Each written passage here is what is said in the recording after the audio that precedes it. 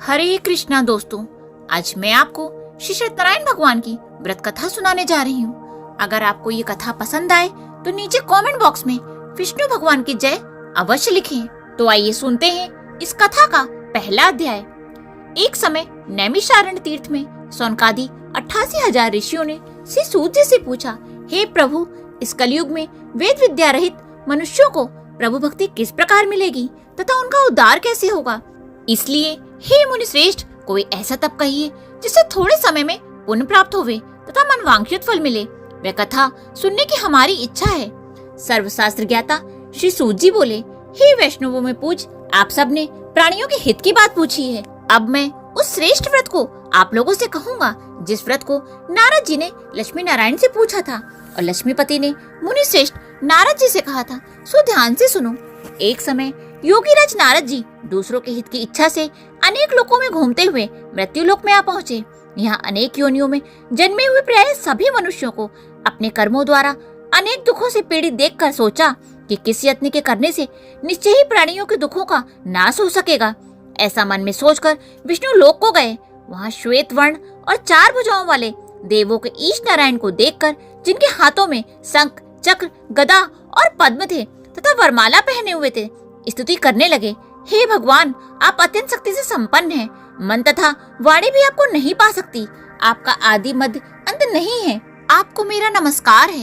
नारद जी से इस प्रकार की स्तुति सुनकर विष्णु भगवान बोले, हे मुनि श्रेष्ठ, आपके मन में क्या है?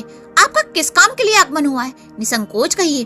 तब नारद मुनि बोले, मृत्यु लोक में सब मनुष्य जो अनेक योनियों में पैदा हुए हैं, अपने अपने कर्मों के द्वारा अनेक प्रकार के दुखों से दुखी हो रहे हैं। हे नाथ, यदि आप मुझ पर दया रखते हैं तो बतलाइए कि उन मनुष्यों के सब दुख थोड़े से ही प्रयत्न से कैसे दूर हो सकते हैं। श्री भगवान जी बोले, हे नारद, मनुष्यों की भलाई के लिए तुमने बहुत ही अच्छी बात पूछी है। जिस काम के करने से मनुष्य मोह से छूट जाता है वह मैं तुमसे कहता हूँ। ध्यान से सुनो। बहुत पुण्य देने वाला स्वर्ग तथा मृत्यु लोक दोनों में दुर्लभ एक उत्तम व्रत है।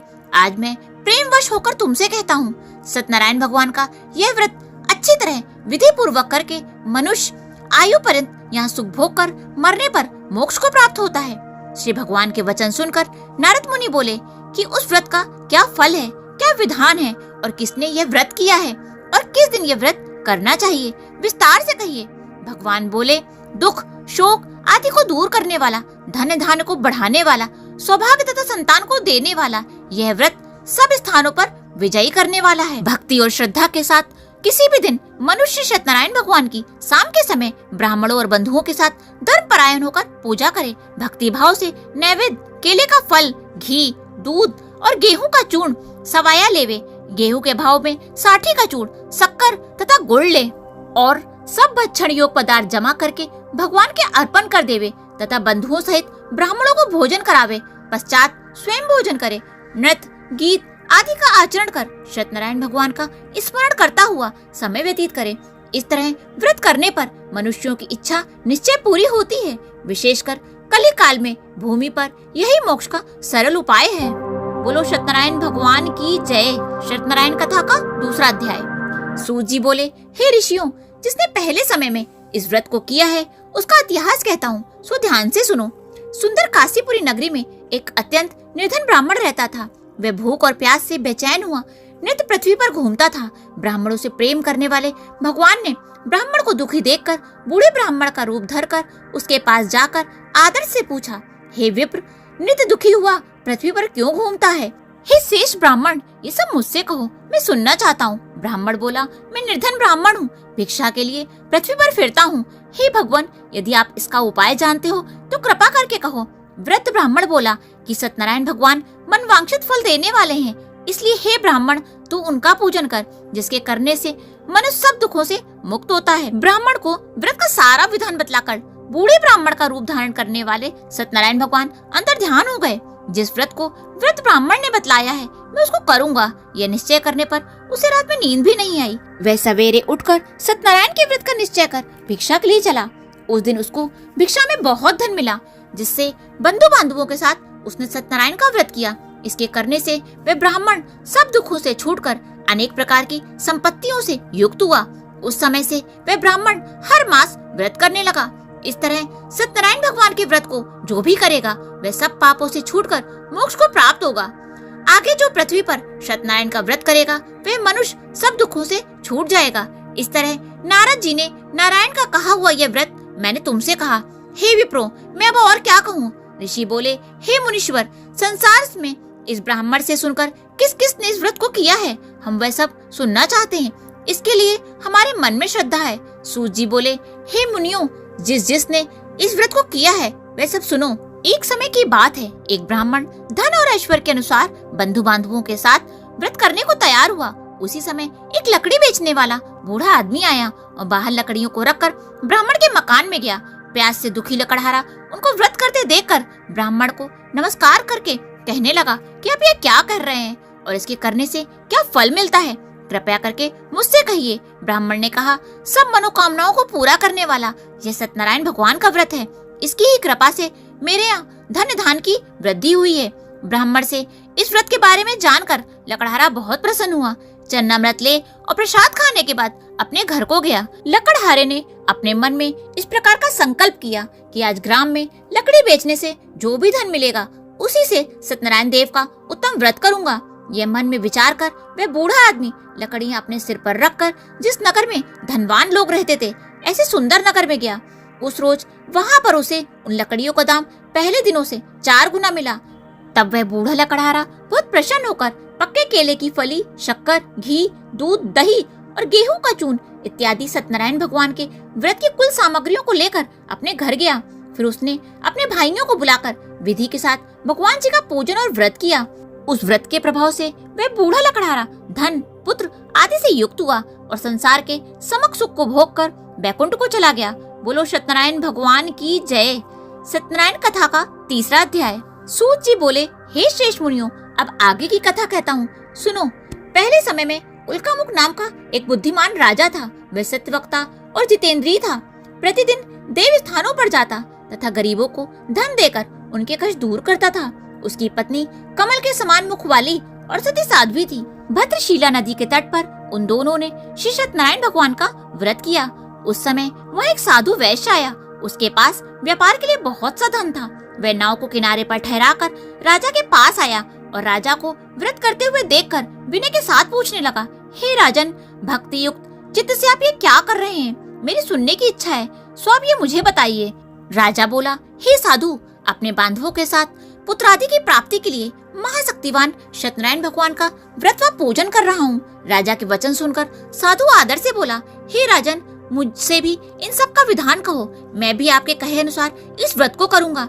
मेरे भी कोई संतान नहीं है और इससे निश्चय ही होगी। राजा से सब विधान सुनकर व्यापार से निवृत्त होकर वह आनंद के साथ घर गया। साधु ने अपनी स्त्री से संतान देने वाले उस व्रत का समाचार सुनाया और कहा कि जब मेरे संतान होगी तब मैं इस व्रत को करूंगा। साधु ने ऐसे वचन अपनी स्त्री लीलावती से कहे। एक दिन लीलावती पति के साथ आनंदित हो सांसारिक धर्म में प्रवृत्त होकर सत्यनारायण भगवान की कृपा से गर्भवती हो गई तथा 10वें महीने में उसे एक सुंदर कन्या का जन्म हुआ। दिनों दिन वह इस तरह बढ़ने लगी जैसे शुक्ल पक्ष का चंद्रमा बढ़ता है। कन्या का नाम कलावती रखा गया। तब लीलावती ने मीठे शब्दों में अपने पति से कहा कि जो आपने संकल्प किया था कि भगवान का व्रत करूंगा, अब आप उसे करिए। साधु बोला, हे प्रिय, इसके विवाह पर करूंगा। इस प्रकार अपनी पत्नी को आश्वासन दे वह नगर को गया। कलावती पितृगृह में वृद्धि को प्राप्त हो गई। साधु ने जब नगर में सखियों के साथ अपनी पुत्री को देखा तो तुरंत ही दूत बुलाकर कहा कि पुत्री के वास्ते कोई सुयोग वर देख कर लाओ।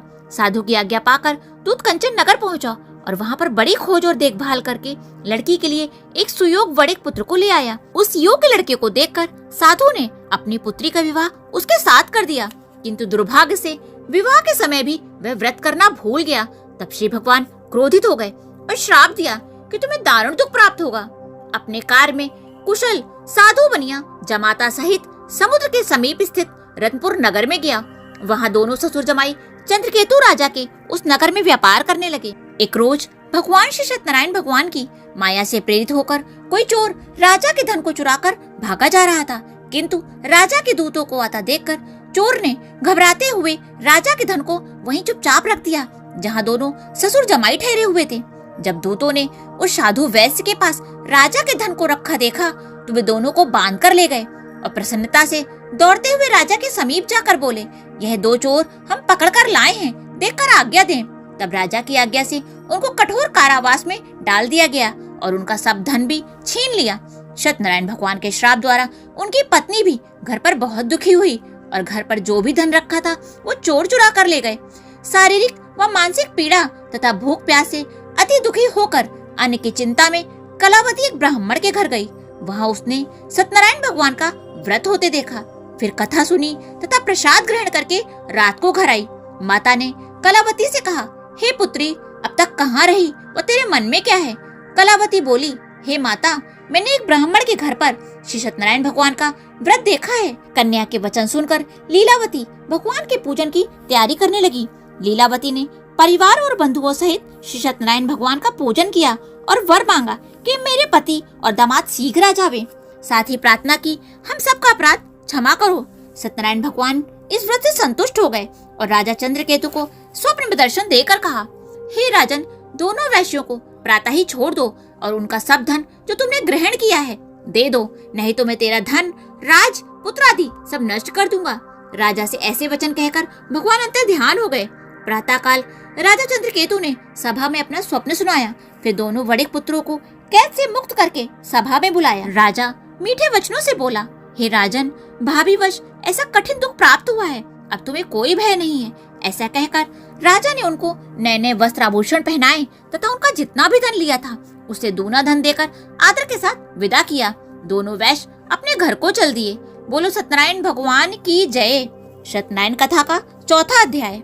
सूत जी बोले, वैश्य ने मंगलाचार करके यात्रा आरंभ की और अपने नगर को चला। उनके थोड़ी दूर निकलने पर दंडी वेशधारी सत्यनारायण ने उनसे पूछा, हे साधु, तेरी नाव में क्या है? अभिमानिक वणिक हंसता हुआ बोला, हे दंडी, आप क्यों पूछते हो? क्या धन लेने की इच्छा है? मेरी नाव में तो बेल और पत्ते भरे हैं। वैश्य का ऐसा कठोर वचन सुनकर भगवान ने कहा, तुम्हारा वचन सत्य हो। दंडी ऐसा कहकर वहाँ से दूर चले गए और कुछ दूर जाकर समुद्र के किनारे बैठ गए। दंडी के जाने पर वैश्य ने नित्य क्रिया करने के बाद नाव को ऊंची उठी देखकर अचंभा किया और नाव में बेल पत्ते आदि देखकर मूर्छित होकर जमीन पर गिर पड़ा। फिर मूर्छा खुलने पर अत्यंत शोक प्रकट करने लगा। तब उसका दामाद बोला कि आप शोक न करें, यह दंडी का श्राप है, अतः उनके शरण में चलना चाहिए, तभी हमारी मनोकामना पूरी होगी। दामाद के ऐसे वचन सुनकर वह दंडी के पास पहुंचा और अत्यंत भक्तिभाव से नमस्कार करके बोला, मैंने जो आपसे असत्य वचन कहे थे उनको क्षमा करो। ऐसा कहकर महान शोकातुर होकर रोने लगा। तब दंडी भगवान बोले, हे वाणिक पुत्र, मेरी आज्ञा से बार बार तुम्हें दुख प्राप्त हुआ है, तू मेरी पूजा से विमुख हुआ। साधु बोला, हे भगवान, आपकी माया से मोहित ब्रह्मा आदि भी आपके रूप को नहीं जानते, तब मैं अज्ञानी कैसे जान सकता हूँ? आप प्रसन्न होइए, मैं सामर्थ्य के अनुसार आपकी पूजा करूंगा, मेरी रक्षा करो और पहले के समान नौका में धन भर दो। उसके भक्ति युक्त वचन सुनकर भगवान प्रसन्न हो उसकी इच्छा अनुसार वर देकर अंतर ध्यान हो गए। तब उन्होंने नाव पर आकर देखा तो नाव धन से परिपूर्ण थी। फिर वह भगवान सत्यनारायण का पूजन कर साथियों सहित अपने नगर को चला। अब अपने नगर के निकट पहुंचा तब दूत को घर भेजा। दूत ने साधु के घर जाकर उसकी स्त्री को नमस्कार करके कहा कि साधु अपने दामाद सहित इस नगर के समीप आ गए हैं। ऐसा वचन सुन साधु की स्त्री ने बड़े हर्ष के साथ सत्यदेव का पूजन करके पुत्री से कहा, मैं अपने पति के दर्शन को जाती हूँ, तू कार्य पूर्ण करके शीघ्र आ जाना। माता के ऐसे वचन सुनकर कलावती प्रसाद को छोड़कर पति के पास गई। प्रसाद की अवज्ञा के कारण सत्यदेव ने रुष्ट होकर उसके पति को नाव सहित पानी में डुबो दिया। कलावती अपने पति को न देखकर रोती हुई जमीन पर गिर गई। इस तरह नौका को डूबा हुआ तथा कन्या को रोता देखकर साधु दुखी होकर बोला, हे प्रभु, मुझसे या मेरे परिवार से जो भी भूल हुई है उसे क्षमा करो। उसके दीन वचन सुनकर सत्यदेव प्रसन्न हो गए और आकाशवाणी हुई, हे साधु, तेरी कन्या मेरे प्रसाद को छोड़कर आई है, इसलिए इसका पति अदृश्य हुआ है। यदि वह घर जाकर प्रसाद खाकर लौटे तो इसे इसका पति अवश्य मिलेगा। ऐसी आकाशवाणी सुनकर कलावती ने घर पहुंचकर प्रसाद खाया, फिर आकर पति के दर्शन किए। तत्पश्चात साधु ने बंधु बांधवों के साथ सत्यदेव का विधि पूर्वक पूजन किया। उसी दिन से वह पूर्णिमा को सत्यनारायण भगवान का पूजन करने लगा। फिर इस लोक का सुख भोग कर अंत में स्वर्ग लोक हो गया। बोलो सत्यनारायण भगवान की जय। सत्यनारायण कथा का 5वां अध्याय। सूत जी बोले, हे ऋषियों, मैं और भी कथा कहता हूँ, ध्यान से सुनो। प्रजापालन में लीन तुंगध्वज नाम का एक राजा था। उसने भी भगवान का प्रसाद त्याग कर बहुत दुख पाया। एक समय वन में जाकर वन पशुओं को मारकर बड़ के पेड़ के नीचे आया। वहाँ उसने ग्वालों को भक्ति भाव से सत्यनारायण जी का पूजन करते देखा। राजा देखकर भी अभिमानवश नहीं गया और न ही नमस्कार किया। जब ग्वालों ने भगवान का प्रसाद उसके समक्ष रखा तो वह प्रसाद को त्याग कर अपने सुंदर नगरी को चला गया। वहाँ उसने अपना सब कुछ नष्ट पाया तो वह जान गया कि ये सब भगवान ने किया है। तब वह विश्वास करके ग्वालों के समीप गया और विधि पूर्वक पूजन करके प्रसाद खाया तो सत्यदेव की कृपा से जैसा पहले था वैसा ही हो गया। फिर दीर्घ काल तक सुख भोग कर मरने पर स्वर्गलोक को गया। जो मनुष्य इस परम दुर्लभ व्रत को करेगा, भगवान की कृपा से उसे धन धान की प्राप्ति होगी। निर्धन धनी और बंधी बंधन से मुक्त होकर निर्भय हो जाता है। संतानहीनों को संतान की प्राप्ति होती है तथा सब मनोरथ पूर्ण होकर अंत में बैकुंठ धाम को जाता है। जिन्होंने पहले इस व्रत को किया, अब उनके दूसरे जन्म की कथा कहता हूँ। व्रत सतानंद ब्राह्मण ने सुदामा का जन्म लेकर मोक्ष को पाया। उल्कामुख नाम का राजा दशरथ होकर बैकुंठ प्राप्त हुआ। साधु नाम के वैश्य ने मोरध्वज बनकर अपने पुत्र को आरे से चीरकर मोक्ष को प्राप्त किया। महाराज तुंगध्वज ने स्वयं भू होकर भगवान में भक्ति युक्त कर्म कर मोक्ष प्राप्त किया। बोलो विष्णु भगवान की जय। बोलो सत्यनारायण भगवान की जय।